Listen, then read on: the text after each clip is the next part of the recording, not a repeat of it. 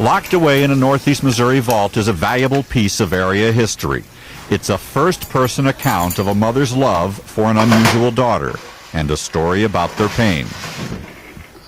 But no one will ever read it.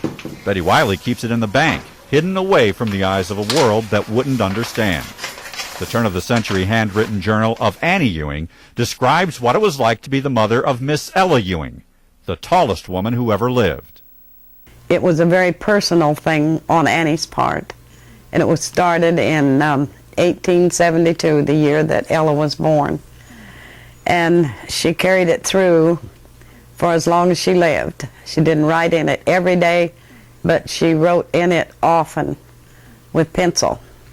Thus the life force of Miss Ella Kate Ewing.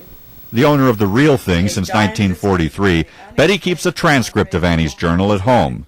It continues to inspire. Annie wrote in heartbreaking detail about raising a giant little girl. Ella developed a pituitary gland problem at 7 years old. She grew alarmingly fast until she stood 8 feet 4 inches tall. Every inch was recorded in the journal. So were the inevitable stories of ridicule.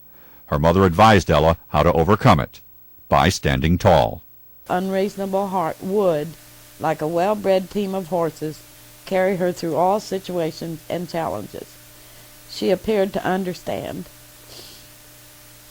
I can just hear Annie saying that. And I didn't even know her, but I can hear her saying it. With Annie's help, Ella not only overcame years of childhood taunting and scrutiny, she made it pay.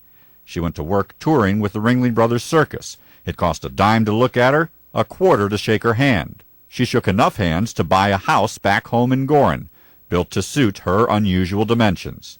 Here she entertained with grace. The ugly duckling had become a swan. When Ella died of tuberculosis in 1913, the news drew a crowd to her home. The community that teased her as a child now mourned her loss. They, too, had grown.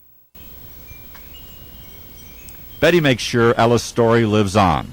Annie's journal so inspired Betty that she wrote her first and so far only book. Our Miss Ella brings Annie's journal to life. But there are things about Ella that we'll never know. Some secrets of the heart were too dear, too intimate to tell. There are too many things that I know that Annie's heart would break if she knew that she and Ben had protected her all of those years. And then for someone who didn't even know the family and cared less to come along and tear it apart and make light of it and make filth of it would not do. And there's not a parent in the world that does not understand that statement. So here it stays, locked away in a safety deposit box. Annie's journal and Ella's secrets. As safe as a lock and key and one woman can manage.